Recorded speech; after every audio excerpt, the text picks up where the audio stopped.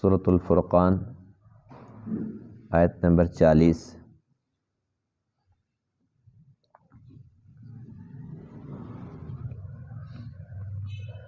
اعوذ باللہ من الشیطان الرجیم،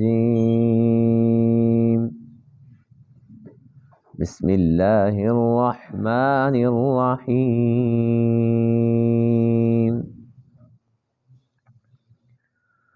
وَإِذَا رَأَوْكَ إِن يَتَّخِذُونَكَ إِلَّا هُزُوًا أَهَذَا الَّذِي بَعَثَ اللَّهُ رَسُولًا إِن كَادَ لَيُضِلُّنَا عَنْ آلِهَتِنَا لَوْلَا أَن صَبَرْنَا عَلَيْهَا وَسَوْفَ يَعْلَمُونَ حِينَ يَرَوْنَ الْعَذَابَ مَنْ أَضَلُّ سَبِيلًا أَرَأَيْتَ مَنِ اتَّخَذَ إِلَٰهَهُ هَوَاهُ أَفَأَنْتَ تَكُونُ عَلَيْهِ وَكِيلًا أَمْ تَحْسَبُ أَنَّ أَكْثَرَهُمْ يَسْمَعُونَ أَوْ يَعْقِلُونَ إِنْ هُمْ إِلَّا كَالْأَنْعَامِ بَلْ هُمْ أَضَلُّ سَبِيلًا۔ صدق اللہ العظیم۔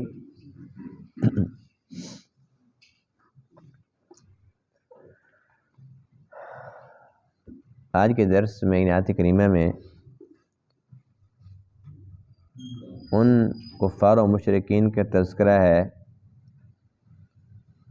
جو حضور علیہ الصلاۃ والسلام کی نبوت اور رسالت کے منکر تو تھے ہی، اس کے ساتھ ساتھ آپ کا مذاق بھی اڑایا کرتے تھے۔ اللہ فرماتے ہیں کہ جب بھی کبھی میرے محبوب کو دیکھتے تھے تو مذاق اڑاتے ہوئے کہتے تھے کیا اللہ نے اس کو رسول بنا کر بھیجا ہے؟ نعوذ باللہ من ذالک۔ اور پھر جب آپس کے اندر مل بیٹھتے تو ایسے بدبخت تھے، کہتے تھے ان کی باتیں نہ سنا کرو، بڑی میٹھی میٹھی باتیں کرتے ہیں، یہ تو شکر ہے کہ ہم اپنے دین پر پکے ہیں، ان کی باتوں میں آتے تو ہمارے الہ نظر بھی نہ آتے۔ یعنی اپنے جھوٹے الہوں پر، ان بتوں پر اتنے مطمئن اور خوش تھے کہ اس پر بڑے مطمئن اور خوشی کا اظہار کر رہے تھے، شکر ان کی باتوں میں نہ آئے، ان کی باتوں میں آ جاتے تو بس پھر ہمارے بتوں کا کیا بنتا۔ کہنے لگے ایک تو ہم پکے ہیں، پھر ہم بڑے صبر کرنے والے ہیں، جتنی باتیں سنی ہم نے دل میں جگہ کوئی نہیں دی، اس لیے تو ہم پکے کھڑے ہوئے ہیں۔ اللہ فرماتے ہیں کہ بہت جلد جب عذاب کو آنکھوں سے دیکھیں گے پھر انہیں بات سمجھ آئے گی کہ آقا علیہ السلام کیا فرماتے تھے، ہمارے بھلے کی بات فرماتے تھے اور ہم کیا کر رہے تھے۔ اور پھر اس سے بڑھ کر یہ اللہ فرماتے ہیں کہ ایک تو ان کے اپنے الہ تھے جو انہوں نے تراش رکھے تھے، جو گھڑے ہوئے تھے، اس کے علاوہ سب سے بڑا الہ ان کی اپنی خواہش تھی، یعنی کہ مفاد ملے نہ ملے بس ان کا دل مطمئن تھا، اور اپنے دل کے اطمینان پر، اپنی خواہش پر، یعنی کہ جو انسان کی چاہت ہو، جی میرا دل چاہتا ہے کہ بس یہ مجھے بت پسند ہے، تو اس کا مطلب یہ کہ بت الہ نہیں ہے، اس سے بڑا الہ اس کا اپنی چاہت، اس کا اپنی خواہش ہے۔ تو اللہ فرماتے ہیں کہ یہ الہ کے بندے نہیں ہیں بلکہ یہ خواہش کے بندے ہیں۔ اور بظاہر تو لگتا ہے کہ یہ باتیں سنتے ہیں، سمجھتے ہیں، لیکن اللہ فرماتے ہیں کہ سننے اور سمجھنے کے باوجود ان کی حالت ایسی ہے جیسے جانور۔ سنتے تو وہ بھی ہیں نا، جانور سنتے کہ نہیں سنتے، اور سمجھتے بھی ہیں، مالک بلاتے تو آ جاتے ہیں، سمجھتے بھی ہیں، لیکن یہ ایسے بدبخت ہیں کہ جانور تو اپنے مالک کی بات سمجھتا ہے، ایک کتا بھی ہے نا، مالک اس کو کھلاتا ہے، اس کو جب بلاتے تو فوراً دوڑتا ہوا آتا ہے، دم ہلا کے آ جاتا ہے وہ، لیکن جب ان کو ان کا مالک بلاتا ہے جو کہ حقیقی خالق اور مالک ہے تو یہ اس پر نہیں آتے۔ تو اللہ فرماتے ہیں کہ یہ جانوروں سے بھی بدتر ہے۔ جانوروں کے اندر جتنا شعور ہے اسی حساب سے وہ اللہ تعالیٰ کی اطاعت کے اندر لگے ہوئے ہیں، جو اللہ نے انہیں کام دیا اس کام کے اندر مگن ہے، لیکن یہ بظاہر انسان ہیں اور حقیقتاً یہ درندوں سے، بھیڑیوں سے بھی بدتر ہے۔ وَإِذَا رَأَوْكَ، اور جب آپ کو دیکھتے ہیں، إِن يَتَّخِذُونَكَ إِلَّا هُزُوًا، نہیں ٹھہراتے آپ کو مگر ٹھٹا کیا ہوا۔ أَهَذَا الَّذِي بَعَثَ اللَّهُ رَسُولًا، کہتے ہیں کیا اسی کو اللہ نے رسول بنا کر بھیجا ہے؟ إِن كَادَ لَيُضِلُّنَا عَنْ آلِهَتِنَا، قریب تھا کہ یہ ہمیں گمراہ کر دیتے ہمارے الہوں سے، لولا ان صبرنا علیہا، اگر ہم ان پر پکے نہ رہتے، وسوف یعلمون، اور ان قریب یہ جان لیں گے، حین یرون العذاب، جب یہ عذاب کو دیکھیں گے، پھر انہیں پتہ چلے گا، من اضل سبیلا، کون زیادہ بھٹکا ہوا تھا راستے سے۔ ارأیت، کیا آپ نے دیکھا ہے، من اتخذ الہہ ہوا، اس شخص کو جس نے الہ اپنی خواہش کو بنا لیا ہے، افانت تکون علیہ وکیلا، کیا پس آپ اس کے ذمہ دار ہیں؟ یعنی آپ کی کوئی ذمہ داری نہیں ہے جو اپنی خواہش کا ہی بندہ بن جائے۔ ام تحسب، آپ کا کیا گمان ہے، ان اکثرہم یسمعون، کہ بے شک ان کے اکثر سنتے ہیں، او یعقلون، یا وہ سمجھتے ہیں، نہیں، انہم الا کالانعام، یہ نہیں ہے مگر جانوروں جیسے، بل ہم اضل سبیلا، بلکہ ان سے بھی زیادہ بھٹکے ہوئے راستے سے۔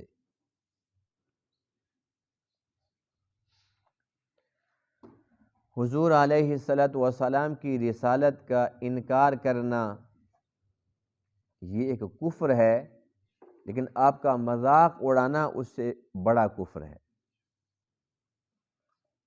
اور یہ تو آقا علیہ السلام ہیں جو نبیوں کے نبی ہیں، اور خاتم الرسل، خاتم النبیین، فخر الرسل، فخر موجودات، شاعر اسلام کا مذاق اڑانا بھی انسان کو ایمان سے فارغ کر دیتا ہے۔ مثال کے طور پر شاعر اسلام میں سے ہے داڑھی۔ ایک بندہ داڑھی نہیں رکھتا، وہ گناہ گار ہے کہ وہ داڑھی نہیں رکھ رہا، لیکن کوئی بندہ خدا نہ خواستہ، اللہ نہ کرے، کہ داڑھی کا مذاق اڑا بیٹھتا ہے کہ بھئی داڑھی تو ایسی ہے، کوئی ایسا غلط لفظ منہ سے نکال دیتا ہے، تو یہ ایمان سے نکل جاتا ہے۔ اگر یہ شادی شدہ ہے تو اس کا نکاح بھی ختم ہو جاتا ہے، جب ایمان ختم تو پھر نکاح بھی ختم۔ اب شاعر اسلام میں سے یہ مسجد ہے، مسجد کی مینار ہیں، خانہ کعبہ ہے، اسی طریقے سے صفا مروہ، حالانکہ وہ دونوں پہاڑ ہیں، لیکن اللہ نے جب قرآن میں فرما دیا ان الصفا والمروۃ من شعائر اللہ، کہ یہ اللہ تعالیٰ کی نشانیوں میں سے ہیں صفا مروہ، اب کوئی بندہ ان پہاڑوں کے اوپر جا کر کہتا ہے ان میں کیا رکھا ہے، نعوذ باللہ، بس وہ فارغ ہو گیا۔ جب قرآن میں ان کا نام آ گیا ہے، جب اللہ نے فرما دیا ہے کہ یہ میری نشانیوں میں سے ہیں، اس کا مطلب یہ ہوا کہ یہ عظمت والی چیزیں ہیں، اب وہ مسلمان کہلائے گا جو ان کی عظمت کو دل میں جگہ دے گا، جو ان کا مذاق اڑائے گا، توہین کرے گا، دائرہ اسلام سے خارج ہو جائے گا۔ تو شاعر اسلام کا جو مذاق اڑاتا ہے وہ فارغ ہو جاتا ہے ایمان سے، اور یہاں تو نبیوں کے نبی ہیں، اللہ تعالیٰ کے محبوب علیہ السلام ان کا مذاق اڑا رہے تھے۔ اور مذاق کس بات پر اڑا رہے تھے؟ اس بات پر آپس کے اندر بیٹھتے تھے، کہتے تھے یہ ابو طالب کا جو بھتیجا ہے وہ بھی یتیم، اللہ کو یہی ملے تھا، نعوذ باللہ من ذالک۔ اچھا کبھی یہ کہتے تھے، یہ کہتے میں نبی ہوں، میرے پاس فرشتہ آتا ہے، اس کا گھر دیکھا ہے، اس کے پاس تو کچھ مال و دولت بھی نہیں ہے، اس کے پاس تو باغات بھی نہیں ہیں، اس کے پاس تو محلات بھی نہیں ہیں۔ یعنی ان کا گمان یہ تھا کہ نبی وہ بن سکتا ہے جس کے پاس محلات ہوں، جس کے پاس باغات ہوں، جس کے پاس دولت کے ڈھیر لگے ہوئے ہوں، وہ نبی بننے کے لائق ہے۔ اللہ فرماتے ہیں اللہ اعلم حیث یجعل رسالتہ، اللہ زیادہ بہتر جانتا ہے کہ اس نے رسالت کس کو دینی ہے۔ اور کم بختوں کو یہ معلوم نہیں ہے کہ اس نے 1,24,000 کم و بیش پیغمبر دنیا کے اندر بھیجے ہیں، تو کسی سے پوچھا ہے؟ کسی سے پوچھا کہ میں موسیٰ کو نبی بنا رہا ہوں، بناؤں یا نہ بناؤں؟ جب کسی نبی کے بارے میں اللہ نے نہیں پوچھا، یہ تو پھر امام الانبیاء ہیں، سب نبیوں سے بلند ترین مقام اور شان والے ہیں، سب سے زیادہ عظمت والے ہیں، ان کے بارے میں کیا اللہ تعالیٰ پابند تھا کسی سے پوچھتا بھی بتاؤ مجھے مشورہ دو کہ میں نے نبی بنانا ہے، اور وہ بھی آخری نبی کس کو بناؤں؟ اللہ فرماتے ہیں کہ ان کی اوقات کیا ہے جو باتیں بنا رہے ہیں۔ اور پھر جب دیکھتے تھے مذاق اڑاتے تھے، اور مذاق اڑا کر یوں کہتے تھے اَهَذَا الَّذِي بَعَثَ اللَّهُ رَسُولًا، اللہ نے اس کو رسول بنا کر بھیجا ہے۔ یہ طنز تھا۔ اور یہ ایسے بدبخت تھے، 30ویں پارے کی سورۃ المطففین میں ہے، اللہ فرماتے ہیں وَإِذَا مَرُّوا بِهِمْ يَتَغَامَزُونَ، ایک تو زبان سے بکواسیں کرتے تھے، ان کی آنکھیں بھی چلتی تھی۔ غمز آنکھ کے اشارے کو کہتے ہیں، یتغامزون آپس کے اندر آنکھوں میں باتیں کرنا، آنکھوں کے ساتھ اشارے کرتے تھے، یعنی کہ صحابہ کرام گزر کے جا رہے ہیں تو آنکھوں میں ایسے ایسے باتیں کرتے تھے۔ اب ظاہر سی بات ہے کہ یہ دونوں ایک قسم کے تھے نا، اب منافق ہیں یا مشرک ہیں کافر، وہ ایک جیسا مزاج تھا، تو جب ایک نے آنکھ کے ساتھ بات کی نا تو دوسرے نے پھر آگے سے ایسے آنکھ سے بات کی، ہاں ٹھیک ہے۔ اور یہ بات کیا تھی؟ یہ تو ان کو پتہ تھا نا، صحابہ کرام کو تو نہیں پتا کہ ہمارے بارے آنکھوں کے ساتھ کیا بات ہوئی، لیکن اللہ کو تو پتہ ہے، دلوں کے بھیدوں سے واقف ہے۔ اللہ نے وہ آنکھ کا جو اشارہ تھا اس کا بھی تذکرہ قرآن میں کر دیا۔ یہ بدبخت آنکھ میں یوں کہہ کے جا رہے ہیں، کیا کہتے ہیں کہ یہ کہتے ہیں جی جنت ہے، وہاں حوریں ملیں گی، اور ان کی شکلیں دیکھی ہیں، اور کہتے ہیں جنت کے نا محلات ہیں، ان کے یہاں کے گھر دیکھے ہیں، ان کے پاس کھانے کے لیے کچھ نہیں ہے، اور جنت کی باتیں کر رہے تھے آپس میں۔ اب یہ آنکھوں میں یہ باتیں کرتے تھے، اللہ تعالیٰ نے وہ بھی ظاہر فرما دی۔ یہ اپنے آپ کو کچھ سمجھ رہے تھے کہ ہم بڑی چیز ہیں، ہم سردار ہیں، ہم جاگیردار ہیں، ہم وڈیرے ہیں، لیکن اللہ تعالیٰ کے یہاں ان کی کیا حیثیت تھی؟ ایک حدیث پاک سنیے، پھر پتہ چلے گا کہ اس حدیث پاک میں اللہ تعالیٰ نے ان کی کیا اوقات بتائی ہے۔ حضور علیہ السلام تشریف فرما ہیں، ایک شخص گزر کے جا رہا تھا، تو آقا علیہ السلام نے پوچھا کہ اس شخص کے بارے میں تمہاری کیا رائے ہے؟ صحابہ کرام نے بتایا کہ یہ بندہ تو اپنے قبیلے کا سردار ہے، اس کی بات نہیں کوئی رد کرتا، کہیں رشتے کا پیغام بھیجے فوراً قبول، اور اگر کسی کی صلح کرانی ہو اس کی بات کو ٹال نہیں سکتا، اس کی بات کا بڑا وزن ہے، یہ بہت بڑا انسان ہے، جیسے کہتے ہیں فلانا بہت بڑا آدمی ہے، یہ بہت بڑا آدمی ہے۔ اچھا، تھوڑی دیر کے بعد پھر ایک اور شخص گزرا، آقا علیہ السلام نے پوچھا اس کے بارے میں تمہارا کیا خیال ہے، کیا رائے ہے؟ صحابہ نے عرض کیا اللہ کے رسول یہ بیچارہ بہت غریب ہے، اور اگر کہیں رشتے کا پیغام بھیجے تو فوراً رد، کہیں پر اگر بات کرے اس کی بات سنتے کوئی نہیں ہے، مانے گا کون؟ اب فرق کیا تھا دونوں میں؟ جو اہم ترین بات ہے، یعنی آقا علیہ السلام کا نا یہ ایک انداز تھا تربیت کا، کیونکہ آقا علیہ السلام تو سمجھ رہے تھے نا کہ وہ کیسا ہے، وہ کیسا ہے، اس میں کیا خوبیاں ہیں، اس میں کیا خامی ہے، اس میں کیا خوبیاں کیا خامیاں، لیکن تربیت مقصود تھی، بتانا تھا کہ یہ جو دو بندے گزرے ہیں ان کے بارے میں تمہاری کیا رائے ہے، دوسرے اس کے بارے میں، دوسرے کے بارے میں، پھر اس کے بعد اپنا فیصلہ سنانا تھا۔ اب وہ جو سردار تھا وہ کون تھا؟ مشرک تھا، کافر تھا، اور وہ جو جس کے بارے میں صحابہ نے کہا جی بڑا غریب ہے، اس کی تو کوئی بات سنتے نہیں ہے، کوئی رشتے کا پیغام بھیجے فوراً رد ہو جائے گا، وہ کون تھا؟ وہ صحابی رسول تھا، وہ صحابی رسول تھا۔ اب آقا علیہ السلام فرماتے ہیں کہ اللہ کی قسم جس کے قبض قدرت میں میری جان ہے، فرمایا کہ وہ جو سردار ہے جس کے بارے میں تم کہتے ہو کہ وہ یوں ہے، ایسا ایسا ہے، ساری دنیا ایسوں سے بھر جائے، یہ سب مل کر وہ جو فقیر اور تم غریب بتا رہے ہو، یہ سارے مل کر اس کے پاؤں کی گرد کا مقابلہ بھی نہیں کر سکتے۔ دنیا داروں کے ہاں تو ہے اہمیت کے بڑا سردار ہے، اللہ کے ہاں ٹکے کا بھی نہیں ہے۔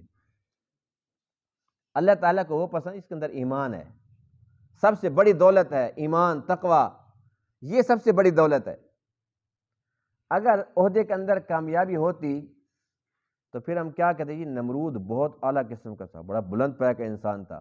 لوگ بچوں کا نام نمرود رکھتے کہ نہیں رکھتے؟ گلی گلی کے اندر نمرود پھر رہے ہوتے، کہیں بھی نہیں ہے. اگر مال کے اندر کامیابی ہوتی، یہ کوئی بہت اعلیٰ چیز ہوتی، تو لوگ بچوں کا نام قارون رکھنا پسند کرتے. کسی محلے میں کسی سنا کو فلانا بندہ قارون ہے، اس کا بیٹا پیدا اس کا نام قارون رکھا، کسی نے سنا؟ تو اتنا تو مالدار تھا وہ، اس دور کا اتنا بڑا وہ مالدار تھا. اللہ نے قرآن میں فرمایا کہ اس کے خزانے نہیں، خزانے کی چابیاں اٹھانے کے لیے لَتَنُوءُ بِالْعُصْبَةِ أُولِي الْقُوَّةِ، ایک بڑی جماعت تھی قوت والی جو اس کی چابیاں اٹھاتی تھی. پتہ نہیں خزانے کتنے ہوں گے، خزانے کی چابیاں اٹھانے والے اتنے لوگ تھے. لیکن کوئی بندہ اس کو پسند نہیں کرتا کہ اس کا نام، اس کے بچے کا نام یا اس کی نسل میں بھی کوئی قارون پیدا ہو. تو اسی طریقے سے یہ لوگ صحابہ کرام کا مذاق اڑاتے تھے، آنکھوں کے ساتھ باتیں کرتے تھے، اشارے کرتے تھے کہ یہ جنت کی باتیں کرتے ہیں، یہ حوروں کی باتیں کرتے ہیں، ان کے پاس تو کھانے کے لیے کچھ بھی نہیں ہے، ان کے پاس پہننے کے لیے کچھ نہیں ہے، ان کے گھر دیکھو، ان کے حالات دیکھو، اور باتیں سنو محلات کی، جنت کی باتیں کرتے ہیں. اللہ تعالیٰ نے ان کی آنکھوں کے اشارے کو قرآن بنا کر بھیجا کہ یہ ایسے بدبخت ہیں کہ یہ میرے محبوب کے صحابہ کے بارے میں بکواسیں کر رہے ہیں.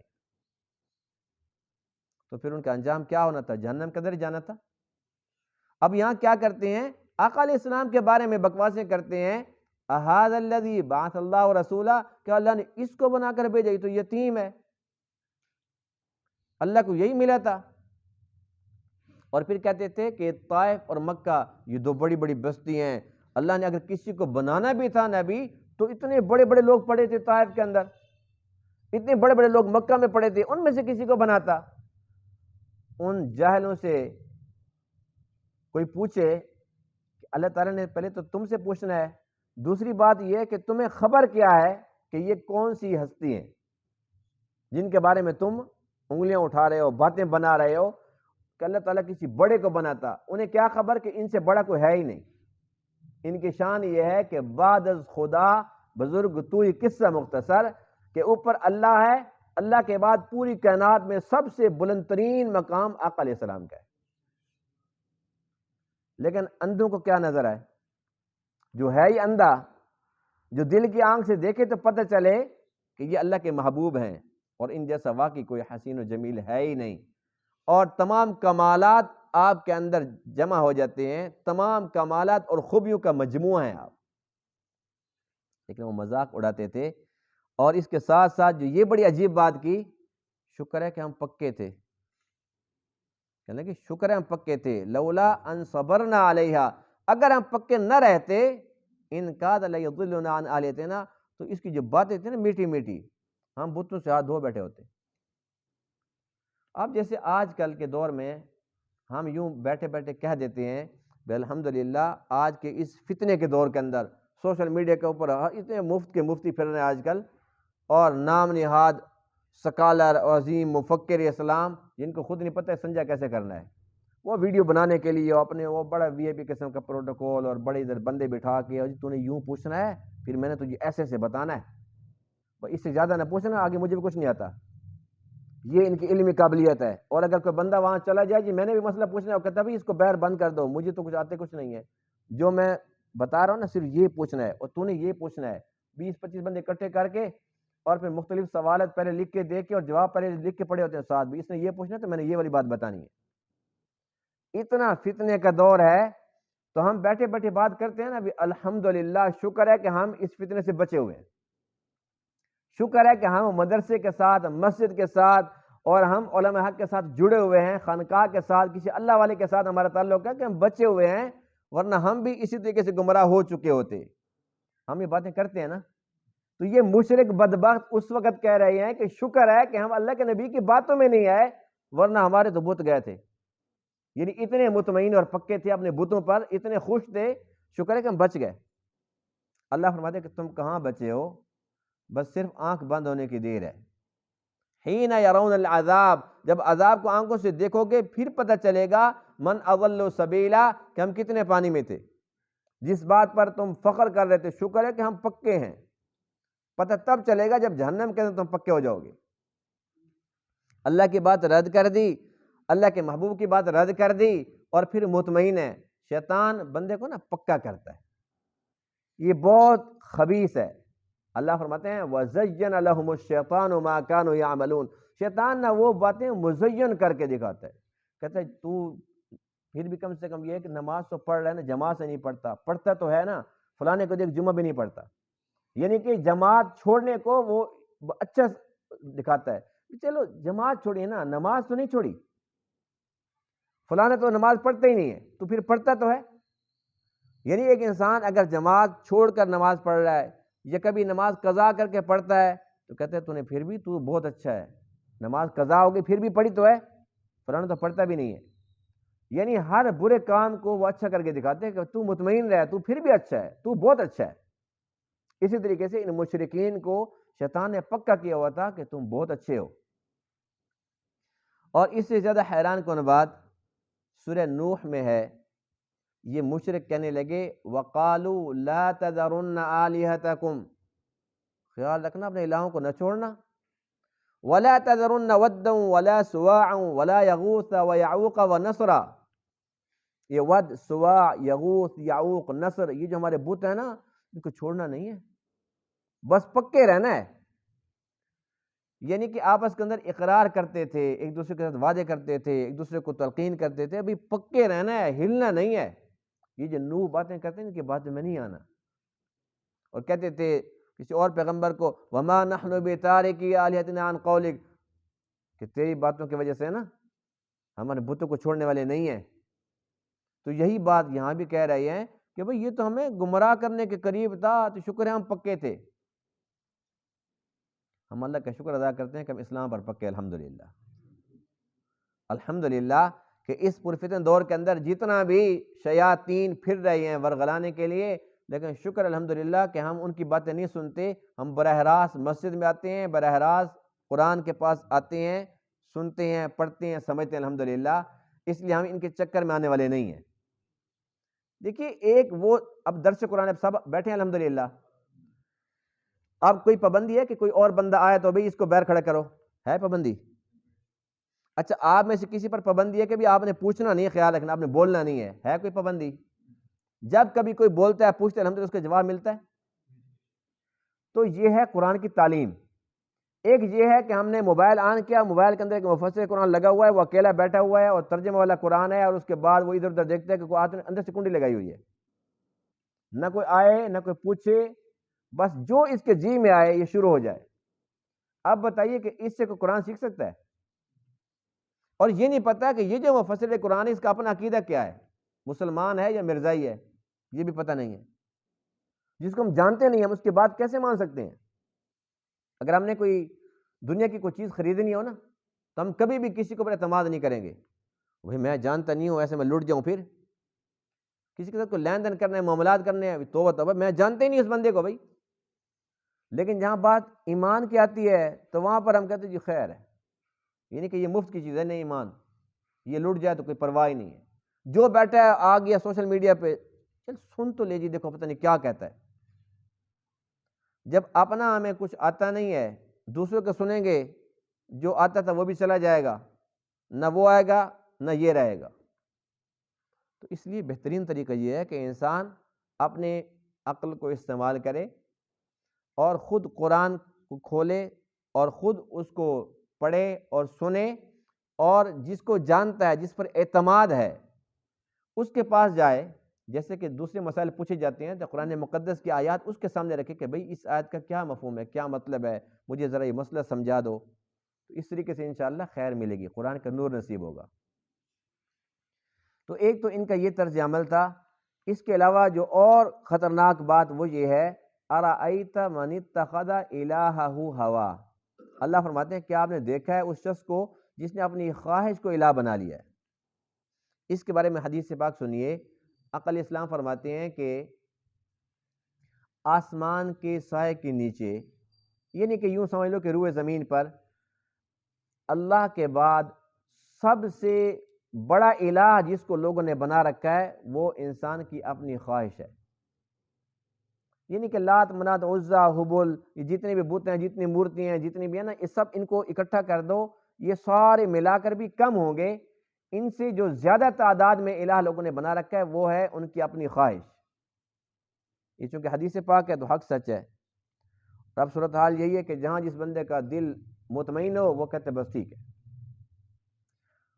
بے شک قرآن اس کو منع کرے، اللہ کے نبی اس کو منع فرمائیں، صحابہ کرام منع فرمائیں، اہل بیت منع فرمائیں، اولیاء کرام منع فرمائیں، علماء کرام منع فرمائیں، وہ کہتے ہیں بھائی میرا دل مطمئن ہے، بس جو اپنے کام کرو، میرا دل مطمئن ہے. اب ایسے ایسے سکالر ہیں اس وقت. وہ آج کل ایک جس کا دماغ خراب ہو چکا ہے، غامدی، سب جانتے ہیں نا، وہ اس وقت اپنے کو پتہ کیا سمجھتا ہے؟ وہ سمجھتا ہے کہ میں ابو حنیفہ سے بھی بڑا مجتہد ہوں. امام اعظم ابو حنیفہ رحمہ اللہ سے بڑا مجتہد اپنے آپ کو سمجھتا ہے. وہ کہتا ہے کہ مجھ سے بڑا فقیہ کوئی اس وقت ہے نہیں روئے زمین پر. اس سے ایک بندے نے سوال کیا کہ داڑھی کتنی ہونی چاہیے؟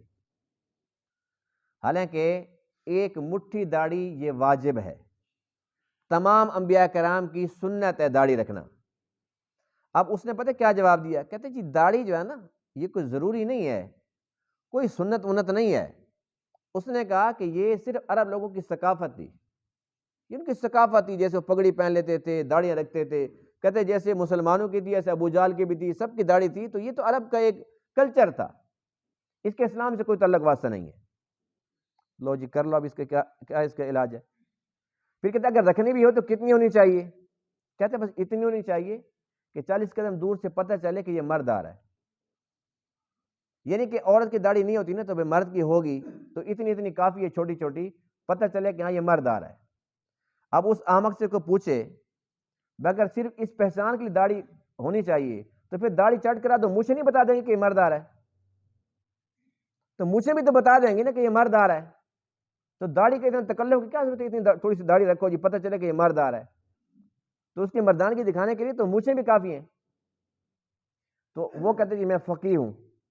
اب جب ایسے ایسے سکالر پیدا ہو جائیں گے جن کا کام ہی صرف فتنہ پھیلانا ہے، اب وہ کیا کہتے جی میری تحقیق یہ ہے جو میں کہہ رہا ہوں، جو میری تحقیق. جو بندہ یہ کہتا ہے نا میری تحقیق جو میں کہہ رہا ہوں، اس کا مطلب یہ ہو اس کے اندر میں ہے. اور میں کا مطلب کیا ہے کہ اس کے اپنے اندر جو نا ایک اپنا شیطان اس کے اندر موجود ہے.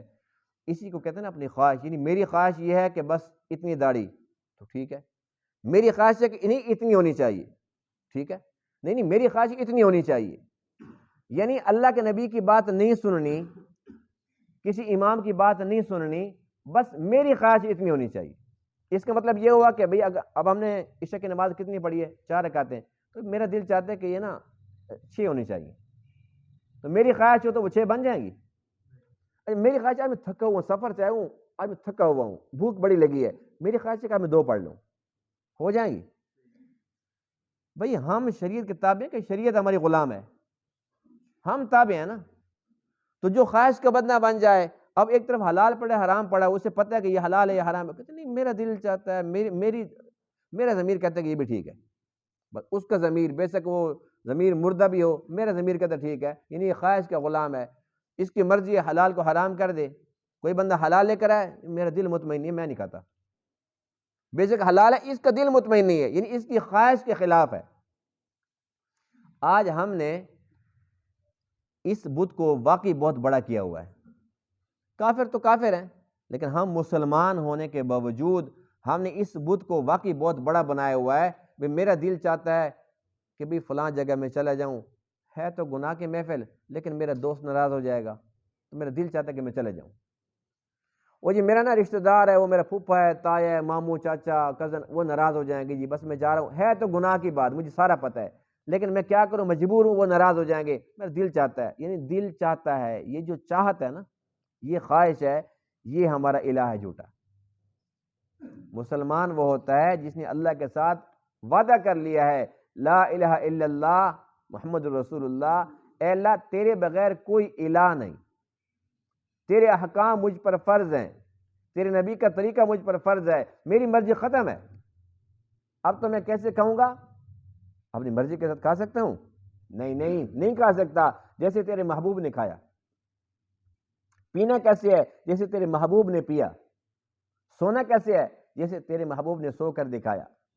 وضو کیسے کرنا ہے، نماز کیسے پڑھنی ہے، یعنی ہر ایک کام کے اندر نبی کا طریقہ موجود ہے۔ تو اللہ فرماتے ہیں کہ اگر تم یہ چاہتے ہو کہ کامیاب ہو جاؤ تو میرے نبی کے طریقے کو اپناؤ، تمہاری مرضی ختم۔ جب کلمہ پڑھ لیا تمہاری خواہش ختم، اب جو میری چاہت ہوگی، جو میرے محبوب کی چاہت ہوگی اس کے مطابق چلو گے تب کامیابی ملے گی۔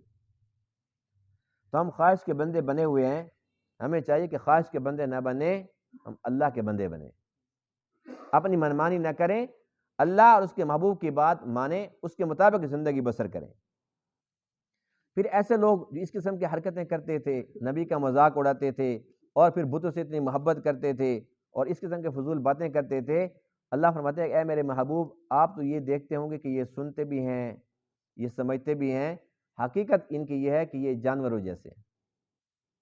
انہم الا کالانعام، فرمایا بل ہم اضل سبیلا، ان سے بھی گئے گزرے ہیں۔ وجہ یہ ہے کہ دیکھو گدھے کا کام کیا ہے، بوجھ اٹھانا۔ آج تک کوئی انسان یہ ثابت کر کے دکھایا کہ کسی گدھے نے انکار کر دیا کہ بس اب میری بس ہو گئی، میں نہیں اٹھاؤں گا آج کے بعد، کس نے انکار کیا؟ اونٹ کا کام ہے بوجھ اٹھانا، آج تک کسی اونٹ نے، بے شک وہ کسی جنگل میں رہتا تھا، کسی ملک میں رہتا تھا، عرب میں تھا، عجب میں تھا، کسی اونٹ نے انکار کیا بھائی میری بس ہو گئی ہے، میں جب سے پیدا ہوا میں اسی کام کے اندر لگا ہوں، میں بس آج کے بعد میں بوجھ نہیں اٹھاؤں گا، کس نے انکار کیا؟ یہاں تک کہ اونٹ، گھوڑا، گدھا، خچر وہ اپنے کام کے اندر لگے ہوئے ہیں، کتا، بلا، خنزیر اپنے کام میں لگے ہوئے ہیں، سانپ، بچھو اپنے کام میں لگے ہوئے ہیں، ہر ایک کی جو ڈیوٹی ہے اس کو وہ نبھا رہا ہے۔ لیکن یہ حضرت انسان یہ بھول گیا کہ مجھے اللہ نے پیدا کیوں کیا، دنیا کے اندر کیوں بھیجا، یہ بھول گیا۔ پھر اللہ فرماتے ہیں کہ جانور سے بدتر ہیں اس وجہ سے کہ جانور تو مالک کو پہچانتا ہے، جو ایک دن، 2 دن، 4 دن کتے کو روٹی کھلا دیتا ہے، بلی کو دودھ پلا دیتا ہے، وہ بلی کو نا کہتے ہیں نا وہ 10 کلومیٹر دور چھوڑ کے وہ گھر بندہ پہنچتے بلی پہلے پہنچی ہوتی ہے، وہ کہتی ہے مر تو سکتی ہوں میں نے اس گھر کو نہیں چھوڑنا، یعنی مالک کو، مالک کے گھر کو وہ پہچان گئی ہے۔ لیکن ایک بندے نے کتے کو کھانے کھلایا، اب اس کا چھوٹا سا بچہ ہے، کتا بڑا خطرناک ہے، لیکن چھوٹا سا بچہ اس کتے کو بلاتا ہے، چھوٹا سا اشارہ کرتا ہے، وہ کہتا ہے کہ کون ہے یہ جس نے روٹی کھلائی، یہ اس کا بیٹا ہے، یہ میرے مالک کا بچہ ہے۔ وہ اس کے سامنے آتا ہے، اس کے پاؤں کو چومتا ہے اور دم ہلاتا ہے، یعنی کتا جانتا ہے کہ یہ میرا مالک ہے، یہ اس کا بچہ ہے، اس کے بچے تک کی قدر کرتا ہے، لیکن انسان اپنے مالک کو بھول جاتا ہے۔ پھر جانور سے بدتر ہوا کہ نہیں ہوا؟ اللہ فرماتے ہیں اے میرے بندے میں تیرا خالق ہوں، مالک ہوں، اب اللہ کا حکم آتا ہے حی علی الصلاۃ، آ جاؤ نماز کے لیے، کہتے ہیں میں مصروف ہوں، اس سے وہ کتا بہتر نہیں ہے؟ جس کو مالک نے کہا آ جاؤ وہ فوراً حاضر ہو جاتا ہے۔ کتے نے مالک کی بات مان لی، انسان ہو کر جو نہ مانے تو اس سے تو کتا بہتر ہوا۔ تو یہ مثالیں اللہ تعالیٰ اس لیے ہمیں سمجھاتا ہے تاکہ انسان اپنی انسانیت سے نہ نکلے۔ اللہ تعالیٰ نے ہمیں انسان بنایا، ہم انسان بن کر جئیں، انسان بن کر مریں۔ اللہ نے مسلمان بنایا، مسلم بن کر جئیں، مسلم بن کر مریں، اس کے بغیر کامیابی کا اور کوئی راستہ نہیں۔ اللہ تعالیٰ نے تمام باتوں کو سمجھنے عمل کرنے کی توفیق عطا فرمائے۔ وآخر دعوانا الحمد للہ رب العالمین۔